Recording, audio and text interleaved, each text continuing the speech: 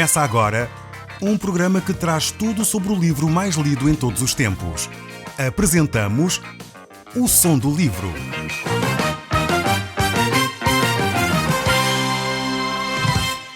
Seja muito bem-vindo. Neste podcast vai encontrar o livro mais conhecido e lido em todo o mundo. Vamos levá-lo numa viagem pela história da humanidade. Este é um audiolivro para si, para a sua família e sociedade em geral. Contextualização e comentários de Paulo Chaveiro. E nós hoje estaremos a olhar para o capítulo 6 da Epístola de Paulo aos Gálatas. Nós já estudámos os primeiros 5 versículos deste capítulo e eles são de um valor inestimável para todos nós. Vimos como o apóstolo exorta uma prática de auxílio mútuo, de responsabilidade pessoal. Como era importante se nós conseguíssemos transportar para a nossa cultura estes princípios de vida, seria sem dúvida algo transformador, algo radical na nossa sociedade. E nós de alguma forma temos este aspecto, um aspecto de boa vizinhança.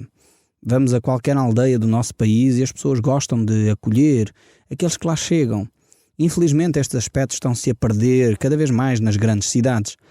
Mas é algo que nós devemos valorizar, pertence à nossa cultura. E nós não devemos desprezar esse espírito hospitaleiro, esse espírito de auxílio aos que estão necessitados. Eu sei que cada vez mais se torna difícil, pois a insegurança das grandes cidades tem chegado a muitos pontos do nosso país. E realmente é muitas vezes com dúvidas que nós ficamos se deveríamos ajudar ou não esta pessoa. Mas deveríamos pegar de novo nestes valores fundamentais que têm marcado gerações na nossa cultura e não perdermos estes aspectos tão importantes do auxílio ao próximo, do acolher bem aqueles que chegam até à nossa terra e dessa forma podermos aí desenvolver aquilo que é uma característica tão importante do nosso povo. Há pessoas que costumam só, infelizmente, receber e não querem auxiliar ninguém. Costumam ser quase sanguessugas, sugam, mas quando chega a hora deles próprios beneficiarem alguém, se retraem, se escondem. E eu tenho visto que muitas vezes essas pessoas que são mais ajudadas são as pessoas que normalmente dizem que nunca receberam apoio. E é triste quando é assim. Seria bom que essas pessoas tivessem um coração grato, fossem pessoas agradecidas pelo apoio, pelo auxílio que receberam. Mas como estamos num processo de caminhada, como estamos num processo de nos aproximarmos de Deus, o apóstolo Paulo nos desafia a dizer: corrigi com espírito de brandura. Isto é fundamental. Mesmo quando há pessoas que vivem desta maneira, mesmo quando há pessoas que não agradecem o facto de terem sido auxiliadas, nós, ao corrigir essas pessoas, devemos fazê-lo com espírito de brandura. Isto é algo que deve premiar as ações do cristão. É interessante notar que o apóstolo Paulo nos desafia a corrigir. É interessante ver isto, porque muitas vezes nós pensamos que o amor não tem correção, que o amor não diz nada quando a outra pessoa erra. Não, antes pelo contrário. Eu costumo dizer aos meus filhos, quando eles dizem: pai, mas porquê é que o pai nos disciplina? Porquê é que o pai nos põe de castigo? Eu costumo dizer: filhos, se vocês não fossem meus filhos, se eu não os amasse como eu vos amo, eu então não corrigiria cada um de vocês. E costumo dizer: já repararam que o pai não anda a corrigir os meninos que andam aí na rua? Porquê? Porque eu não os conheço, não sei quem são. Muitas vezes intervenho quando vejo uma criança a ser mal educada, por exemplo, com um adulto, e eu não me consigo conter, procuro aproximar-me dessa criança e corrijo-a, mesmo não conhecendo. Porque há coisas que eu acho que são inaceitáveis. Falta de educação é inaceitável. Lembro-me de uma altura, estava num jardim com os meus 3 filhos e a minha esposa, tínhamos a passear nessa tarde e estava ali um grupo, uns 4 ou 5 jovens adolescentes, e a linguagem deles era terrível, palavrões para aqui, palavrões para ali. Eu não aceitei isto, cheguei perto deles com espírito de brandura e disse: meus caros, há aqui senhoras, há aqui crianças, há menores, por favor tenham uma linguagem diferente. E é interessante que esses jovens ouviram, corrigiram-se e mudaram a linguagem. Precisamos de aprender a corrigir com espírito de brandura e intervir na vida dos outros.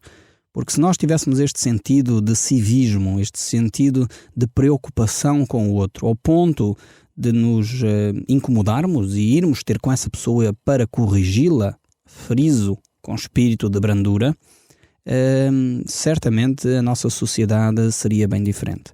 Nós temos características como povo que às vezes me desagradam. Temos outras características excelentes. Esta que eu já mencionei, da hospitalidade, dessa capacidade de auxiliar o outro. De facto, são características muito bonitas na nossa cultura. Mas, por outro lado, temos características que nos levam muitas vezes a não querer nos envolvermos demais na vida dos outros. Aquilo que nos dá muito trabalho, nós não queremos. Quando eu digo envolver na vida dos outros, é no sentido de auxiliar. Porque muitas vezes também, ao mesmo tempo, nós temos hábitos de nos envolvermos na vida dos outros, mas para dizer mal. E isso é triste na nossa cultura. Precisamos efetivamente transformar os nossos hábitos para podermos corrigir os outros com espírito de brandura, no sítio certo, na hora certa, no momento certo, com a pessoa certa. Nós temos o hábito de falar muitas vezes mal, mas nas costas das pessoas. Não sei se você já foi a algum consultório médico, a um centro de saúde. O que é que acontece quando o médico se atrasa? Toda a gente critica, mas isto é inaceitável, não podemos aceitar que os médicos se atrasam 2, 3 horas, fazem-nos esperar aqui, até que chega o médico. Quando chega ao médico, o que é que o doente faz? O paciente faz: Sr. doutor, muito obrigado por me ter atendido. Mas porquê é que essa pessoa não pegou no livro amarelo, não reclamou no sítio certo? O médico tem horário de entrada, tem horário de saída, deve ser também chamado a atenção quando não está a cumprir as suas responsabilidades. Mas no sítio certo, não é com as pessoas lá naquele ambiente enquanto espera. Então podemos melhorar determinadas coisas na nossa sociedade se nós tivermos esta atitude de, com um espírito de brandura, corrigir o que está errado nos outros. Mas friso, com um espírito de brandura. O apóstolo Paulo, então, continua a falar, aos Gálatas, dando desafios. Eles tinham a ideia de que eram muito espirituais. E por isso mesmo é que o apóstolo Paulo disse aquilo que disse atrás. Se vocês acham que são espirituais, então corrijam os outros com espírito de brandura. Porque, pelos vistos, eles tinham a ideia de que eram espirituais, mas ao mesmo tempo andavam constantemente às guerras uns com os outros. Isto não é vida conduzida por Deus. Uma pessoa que anda constantemente em conflitos, uma pessoa que anda constantemente a desagradar, uma pessoa que anda constantemente a magoar alguém, não é uma pessoa que está cheia do Espírito de Deus. Precisamos tomar atenção a estes aspectos da vida espiritual. Isto não quer dizer que o cristão é perfeito, porque não é. Não há ninguém perfeito. Mas ao mesmo tempo quer dizer que nós necessitamos de Cristo. Necessitamos de Jesus para continuamente transformar a nossa vida. Então estamos aqui na carta dos Gálatas, no capítulo 6, no verso 6. E o apóstolo Paulo continua a dizer: mas aquele que está sendo instruído na palavra, faça-se praticante de todas as coisas boas, aquele que o instruiu. Então vejamos aqui que o apóstolo Paulo faz uma recomendação tremenda a estes cristãos da Galácia. Primeira coisa é que esta pessoa que está a ser instruída na palavra, ele deve-se fazer praticante. Mas praticante do quê? Vejamos bem. Várias coisas são importantes aqui. Primeiro, ele deve-se fazer praticante da própria palavra. E se ele se fizer praticante da própria palavra, ele vai fazer o que o apóstolo sugere a seguir, que é levar de uma forma prática o benefício àquele que o instruiu na palavra também. Como é que isto então se relaciona? É assim: se você está a ouvir a palavra, vai a uma igreja, lá o pastor ou o padre está a transmitir a palavra de Deus, a instruí-lo espiritualmente. É legítimo, é normal, é natural que você então possa participar no sustento dessa pessoa. Ou seja, uma pessoa que se dedica a falar da palavra de Deus às pessoas não tem tempo para ter a sua própria profissão. Se a pessoa optou por estar a tempo inteiro, servir a Deus nesta área, então o que o apóstolo Paulo está a dizer é que ele deve então ter o seu sustento da própria palavra. A pessoa deve se tornar participante daquele que o instruiu, de uma forma prática. Porquê? Porque aqueles que estão a ensinar a palavra, se não têm condições ou tempo disponível para ter a sua própria profissão, então eles devem de ter condições para se alimentar, pois eles, apesar de viver da palavra, continuam a comer, continuam a beber, têm família, se forem pastores, têm família, têm filhos e necessitam efetivamente de alimentar a sua família. Têm tanto direito de ter a família bem alimentada como os outros que trabalham e são médicos, são empregados de escritório, são empregados de limpeza. Têm as mesmas regalias, ou deveriam ter as mesmas condições para criar a sua família. E é isto que o apóstolo Paulo está a dizer. As pessoas deveriam tornar-se participantes daqueles que o instruíram. Ou seja, deviam estar gratos a Deus de tal forma que eles deveriam contribuir para que essas pessoas pudessem continuar a fazer o seu trabalho. Mas é verdade agora que é importante que essas pessoas sejam beneficiadas, sejam apoiadas nessa área, mas é importante também que os pregadores, os pastores, os ensinadores da Bíblia o façam com um coração cheio de amor. Façam com um coração que é de amor para com Deus e de amor para com as almas perdidas, para com aquelas pessoas que necessitam ser alimentadas espiritualmente. Então essas pessoas têm de o fazer com base no amor. Porque se o fizerem com base no dinheiro, mais valia terem outra profissão qualquer. Se fizerem simplesmente para poder ter fama, mais valia se dedicarem ao showbiz. Se querem fazer por outra razão qualquer, mais valiam ter outra profissão. Então, efetivamente, as pessoas devem ensinar a palavra, em primeiro lugar porque foram chamadas por Deus para o fazer, mas ao mesmo tempo também por amor àquelas pessoas que ainda não conhecem a palavra de Deus. E se o fazem dessa forma, eu creio que o próprio Deus vai suprir as necessidades dessas pessoas. Eu tenho visto isso na minha própria vida. E, efetivamente, antes de eu estar a ensinar a palavra de Deus em todo o tempo, como agora faço, eu tinha a minha profissão, era empregado de escritório, e nessa altura ganhava bastante mais do que vim ganhar como pastor. Mas eu fico satisfeito porque mesmo assim Deus me continua a dar essa oportunidade de eu ter sempre aquilo que necessito. Nunca me faltou com nada. Eu posso assim aprender a depender de Deus. Dou graças a Deus porque efetivamente é Deus quem cuida de mim e da minha família. Mas é também bom poder ver que aqueles que recebem a bênção espiritual também se envolvem na participação de alimentar aqueles que efetivamente estão envolvidos em ensinar a palavra. É exatamente isso que o apóstolo Paulo aqui ensina de uma forma muito clara. No Velho Testamento, a Bíblia falava acerca dos sacerdotes, dos levitas, que estavam inteiramente dedicados a esse serviço a tempo inteiro. E ali havia, no Antigo Testamento, duas formas das pessoas sustentarem os sacerdotes e os levitas. Elas traziam os seus dízimos à casa de Deus e traziam também as suas ofertas alçadas. Traziam também as ofertas pelo pecado, etc. Mas essas eram completamente entregues a Deus, queimadas no altar. Mas havia então essas outras duas formas de sustentar os levitas, os dízimos e as ofertas alçadas. E desses dízimos então eles guardavam para sustento das suas famílias, para sustento dos levitas e sacerdotes. E este princípio algumas pessoas infelizmente se têm aproveitado. E infelizmente eu digo isto porque a Bíblia fala dos dízimos e das ofertas. Nós não devemos deixar de falar aquilo que a Bíblia fala, mas ao mesmo tempo sabemos que há pessoas que se têm aproveitado disso para extorquir dinheiro às pessoas. E é com muita sensibilidade que eu estou a dizer isto, porque eu sei que infelizmente há organizações, há entidades que têm procurado extorquir esse dinheiro às pessoas. Toma atenção à forma como isso é feito, para que você faça de todo o coração e não gemendo, como diz o apóstolo Paulo. Faça de todo o coração como para o Senhor e não para os homens. Quando você se envolve nas suas ofertas, o faça de todo o coração. É por isso que nós aqui no nosso programa nunca solicitamos apoios de ninguém, exatamente para que não haja confusão. E gostaríamos que as pessoas entendessem e pudéssemos continuar com esta liberdade para falar de todos os assuntos, inclusive deste. É interessante notar que a Bíblia fala muito acerca da questão financeira. Porquê? Porque ela efetivamente é um problema na sociedade. É por isso que Jesus dizia que o amor ao dinheiro é a raiz de todos os males. Não é o mal, não é ter dinheiro. Atenção, não foi isso que Jesus disse. Jesus não disse que não devíamos ter dinheiro, que deveríamos ser todos pobres. Não é isso que Jesus disse. Ele disse que é o amor ao dinheiro, o querer ter sempre mais dinheiro, trabalhar afincadamente só com esse objetivo, é a raiz de todos os males. E se nós olharmos bem, vamos ver efetivamente que é por isso. Muitas guerras que existem no mundo têm como base a corrupção, têm como base o petróleo, têm como base os diamantes, têm como base o dinheiro, no fundo. E é isto que o homem busca, a ganância do homem tem levado milhares e milhares de pessoas à destruição. Alguns até revestem essas guerras com um cariz religioso, infelizmente.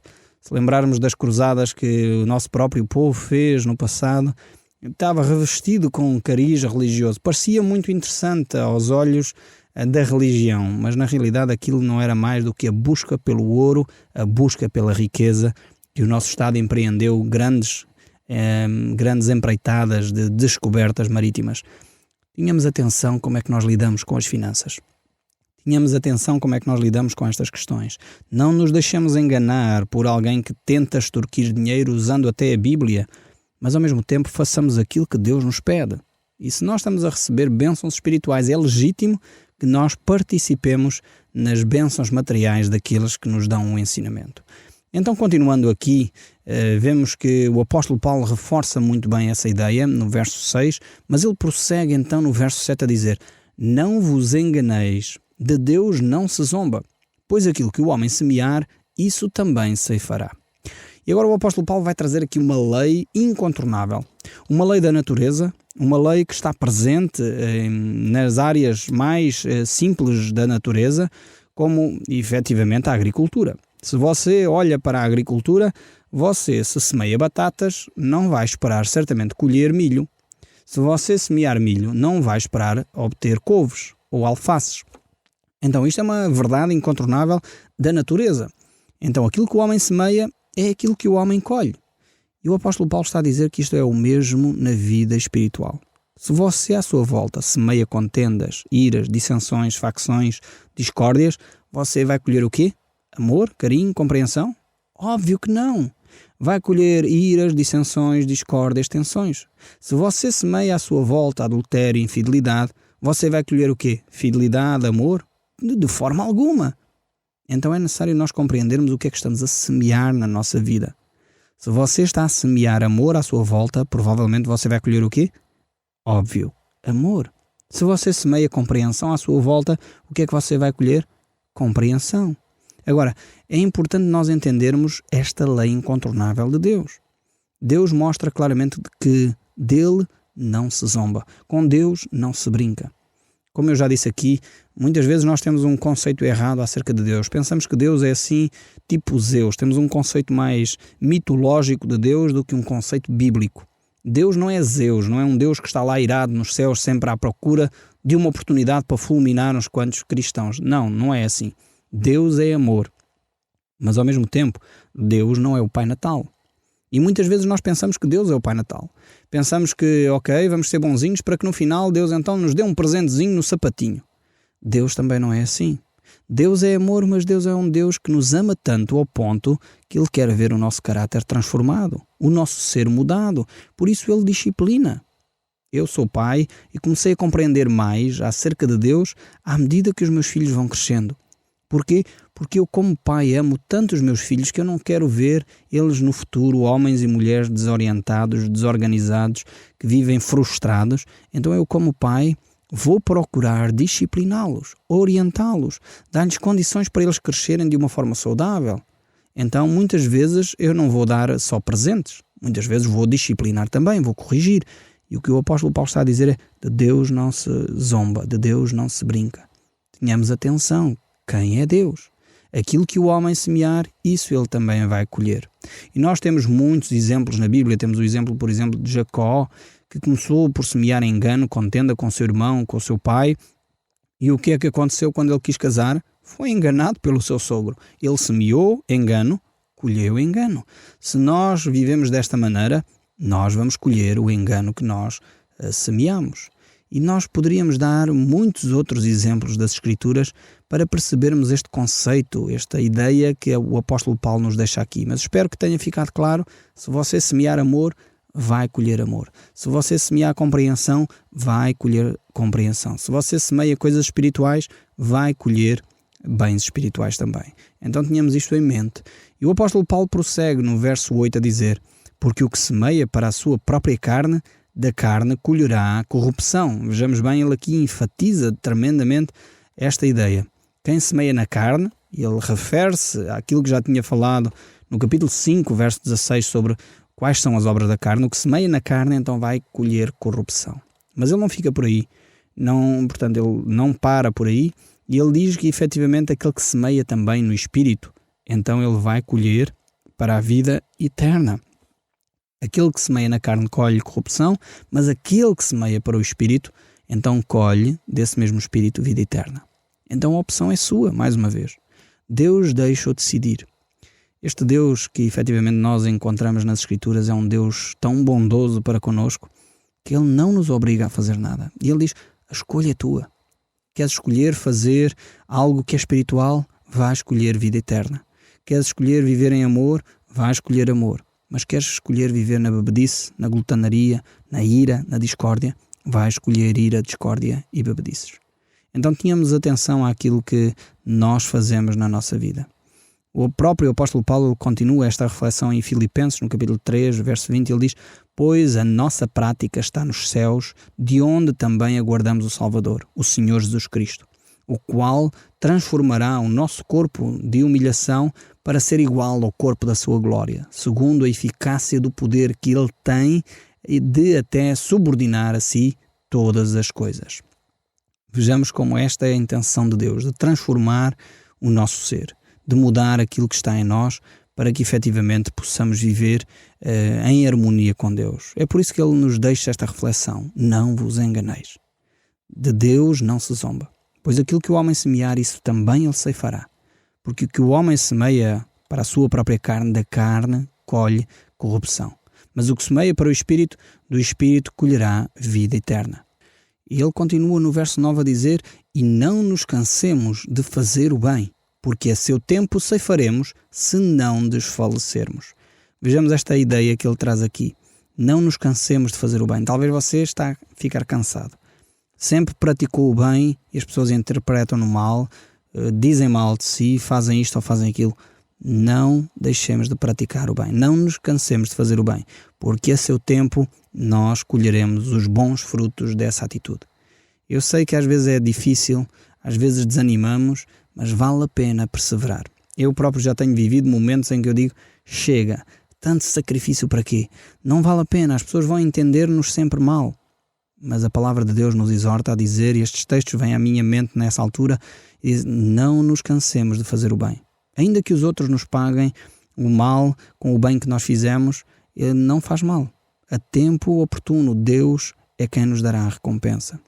E o verso 10, e concluímos com ele diz: por isso, enquanto tivermos a oportunidade, façamos o bem a todos, mas principalmente aos da família da fé.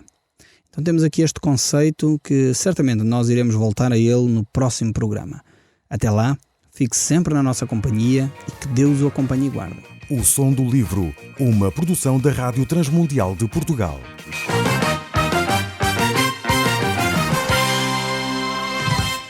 RTM. Conhece todos os nossos programas em rtmportugal.org. Uma produção da Rádio Transmundial de Portugal.